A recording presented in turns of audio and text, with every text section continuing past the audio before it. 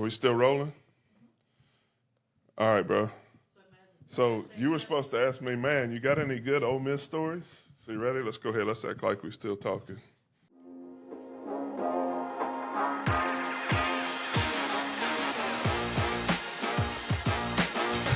All right, here we go. We back, baby. We back. Last week was a little abbreviated, a little different. Was up in Detroit watching my Falcons get their butt beat for the first time. But Junior here, snap back with T-Mac and Junior. He's here. We're going to talk about this matchup a little bit. It's an SEC matchup, which you never know. You look right now, we're watching TV, number one team in the country, the Georgia Bulldogs. They're getting their butt whooped a little bit. 10-0. War Eagles are up on them 10-0. When we watched the Colorado-USC game, that was one that started out, looked like it was going to be a blowout. Colorado made it interesting and respectable. A lot of good football on today. Let's talk about this game. You know, we're traveling over to Ole Miss. That stadium that's set up, people ask me all the time, you know, about the stadiums in the SEC. That drive going from the hotel to the stadium is a really neat drive. You know, everything's clean, a lot of tailgating going on. But you get in that stadium, and to me, when I was playing, it was like a golf crowd, bro. They kind of clapped every now and then. Yeah, and I think it's changed a little bit. So we'll see. It's SEC, some pretty weather out there. See what the Tigers are going to do. So what you got? Any thoughts before we get into it a little bit? It's just two good quarterbacks, Jackson Dart and Jaden Daniels, both really good players. Yeah, and Dart has the potential. Daniels has been out playing Dart here lately. Dart struggled last week. And you look about, you know, Alabama beat Ole Miss 24-10. Ole Miss really doesn't have a quarterback, so they didn't face a good quarterback. Jaden Daniels has been hot. He's been as good as anybody in the country, and he has a lot of confidence. Been up for SEC Player of the Week twice. He was 30 for 38 last week, and he's just been on fire.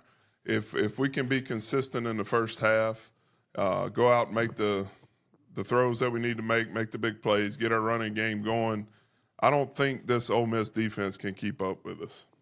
For sure. That's a good answer, bro. So I'm getting a lot of help from the co-hosts here. Third downs is going to be big in this game. LSU's defense has had a hard time getting off the field on third downs. So has Ole Miss. We need our defense to be big, and I think this week Lane Kiffin, he's not a type of guy that just wants to go be vanilla. He knows a lot of the country is going to be watching. He's got some kind of game plan, something that's going to be flashy. So his name will be mentioned in the post-game press conference and will be on ESPN all week. I think one thing that they really worked on, and it might be something they game plan, where LSU has struggled is like against Arkansas. Mobile quarterback has time to sit in the pocket, and then the scramble drill. He rolls out a little bit. Our defenders, and it's well documented, our defenders get their eyes in the backfield, and they feel like they're going to have to come up and make a play.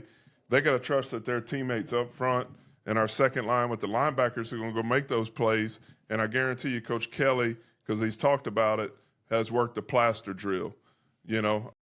And what the plaster drill is, it's like a scramble. Quarterback gets out the pocket, you plaster, you stick on your guy, and you go wherever he goes.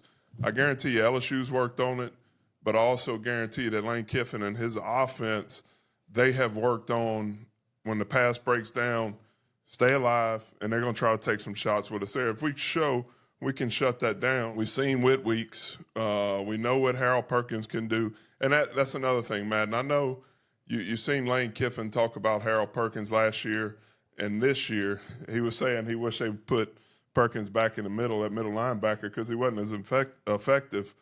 But their game plan is going to be set up to not let Harold Perkins beat them. And I'm sure a lot of teams in the country go in thinking we're not going to let Harold Perkins beat us, and he still beats them. But they're going to have protections, and they're going to have schemes going out his way where the tackle's not one-on-one, where he might have a back and he might have guard help. So somebody opposite from Harold Perkins needs to have a big game. For sure. There it is. So you're just talking about third down, how LSU's defense needed to get a stop, but also in the red zone, I've noticed that the other teams have been scoring a lot. Yeah, absolutely. Once they get down in the red zone, we got to make some plays. And the same thing with the Tigers on offense. When we get down in the red zone, we got to capitalize early. It's the type of game I think you can go put points up early, create a little bit of doubt. And we talk about it, Madden, both of these two offenses are tied 6th in the nation with plays over 25 yards. So that's Ole Miss's offense, and that's LSU's offense. They have the big play capability. So whichever team, I mean, it's kind of obvious. If LSU makes more big plays than Ole Miss does on offense, we should win the ball game. I'm ready for this defense to go create some turnovers, to get the ball out. First guy get there, let's rip it out. Ready for a defensive score. So this is going to be a very interesting game. We'll go ahead and make our predictions, let you guys know to join us at halftime. We will go live at halftime to talk about the first half and what we saw. So we're excited to be back on. The jambalaya is ready. We cooked it, ready to go. A little bit too much. Yeah, too much sauce. So go ahead, Junior, and give us your prediction this week. 48-28, LSU. LSU, 48-28. So you got the Tigers winning by 20. You like that? Yeah. I ain't far off. I think it's going to be a little bit tighter game. I'm going 34-24 with them Tigers. So should be a fun watch. Let's go do it, bro. Go Tigers. For sure. Yeah, for sure. You got any good Ole Miss stories? I don't know what this is. Boy, look at that. Where'd you get that from? I don't know. So going back, we found this when we were setting everything up, the podcast. November 11th, 1995. This was my first start. The Ole Miss came to us. It was at LSU. This must have been my parents' ticket. That was a game we got the win in. And going back, thinking about that game, I was nervous going into the game. Of course, I played the week before in Alabama, but this was the first start where I knew when I ran out that tunnel that I was getting a start. I was going to be the guy to snap the ball. That game, I prepared really well. It's kind of where everything got started for me. So, much like all the other teams in the SEC, can't stand Ole Miss. Let's go get it. Go Tigers. For sure. You got to know, sure.